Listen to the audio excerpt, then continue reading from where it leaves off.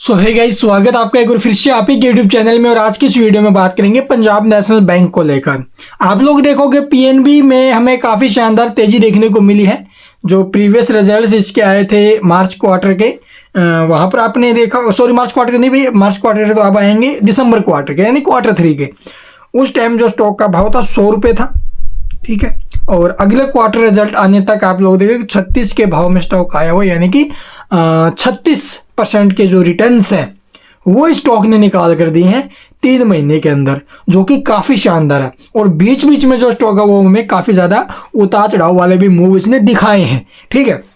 127-25 के आसपास आने के बाद 130 के आसपास आने के बाद स्टॉक फिर से 114-15 पर गया, फिर वहां से उछाल आया, फिर स्टॉक नीचे गया। तो ये मार्च महीने में तो चला ही चला, लेकिन जिन्होंने पेशेंस रखा, होल्ड रखा है स्टॉक को, उन्हें बेनिफिट्स भी हुए हैं। और आगे चलकर इसमें और भी अच्छे जो अभी हमें इंप्रूवमेंट देखने को मिल सकता है इसके प्राइस के अंदर, ठीक है, इसके बिजनेस के अंदर। क्योंकि आप लोग देखोगे बैंक की तरफ से हमें जो अभी क्वार्टर 4 के आंकड़े आते हुए नजर आए हैं, और ये आंकड़े आए हैं मार्केट क्लोजिंग के बाद।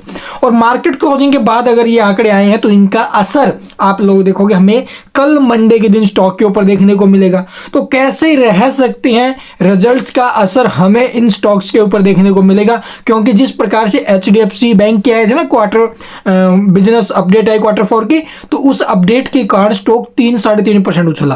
तो इसी प्रकार से पीएनबी भी हमें जो अभी उछाल देते हुए नजर आ सकता है। तो चलिए देखते हैं डिटेल में आखिरकार कैसे रहे हैं इसके क्वार्टर 4 की बिजनेस अपडेट, और उसका इंपैक्ट स्टॉक के ऊपर कैसे रहेगा, यानी कल के दिन कैसे टारगेट स्टॉक में बन सकते हैं। तो यहाँ पर आप लोग देख सकते हो भी कंपनी ने 5 तारीख को जो ना भी ये अपना डिक्लेयर किया था, डाटा मेंशन किया था। और उसके बाद आपको जो ना भी कैसा इंपैक्ट आते हुए नजर आएगा, मार्केट क्लोजिंग के बाद आए हैं। तो चलिए देखते हैं डिटेल में। तो यहाँ पर आप लोग देख सकते हो भी पंजाब नेशनल बैंक ने टोटल जो अमाउंट है वो करोड़ में रखी है।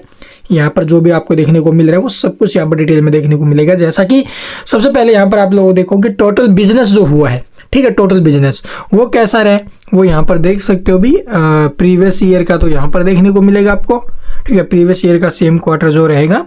और अब की बार का जो क्वार्टर है वो यहाँ पर आपको देखने को मिलेगा 31/3/2024, और प्रीवियस ईयर का सेम क्वार्टर आपको यहाँ पर देखने को मिलेगा, ठीक है, यानी कि 31 मार्च 2023 का ये फिर आप लोगों को जब भी प्रीवियस क्वार्टर देखने को मिल रहा है, और ये आपको ये क्वार्टर। तो चलिए देखते भी कैसी रही है ग्रोथ इसकी क्वार्टर ऑन क्वार्टर बेसिस पर और ईयर ऑन ईयर बेसिस पर। अगर देखा जाए तो आप लोग देखोगे सबसे पहले इस क्वार्टर में जो टोटल बिजनेस होते हुए नजर आए हैं वो कैसे है, वो भाई लगभग 23,56,288 करोड़ के, जो कि क्वार्टर ऑन क्वार्टर बेसिस पर आप लोग देखोगे इंक्रीज हुए हैं, ठीक है। लगभग आपको देखने को मिल रहा है 2.9%। और वहीं अगर ईयर ऑन ईयर बेसिस पर इसकी ग्रोथ देखे जाए तो 8.8% के करीब, यानी कि यहाँ से यहाँ पर जो ग्रोथ आई है वो रही है अभी 8%, 8.8%।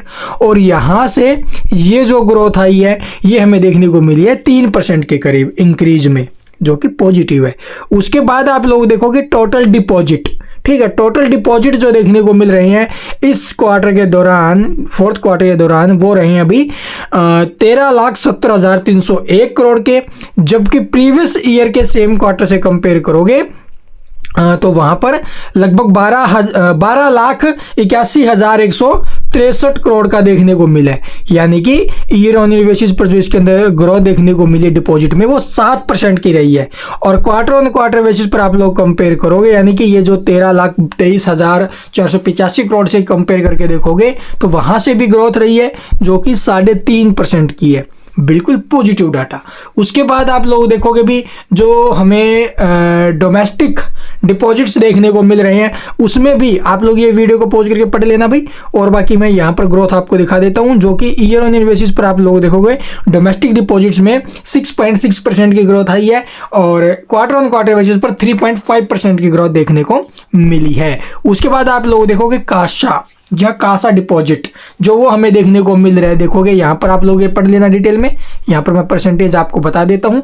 जो परसेंटेज हमें देखने को मिल रही है भाई वो है ईयर ऑन ईयर बेसिस पर ग्रोथ आई इसके अंदर 2.6% की, ठीक है, जो कि आप लोग देखोगे 5,38,015 करोड़ से इंक्रीज होकर 5,51,891 करोड़ का हुआ है। और क्वार्टर ऑन क्वार्टर बेसिस पर जो है अभी थोड़ी हल्की रही है, लेकिन है ग्रोथ 0.8% से।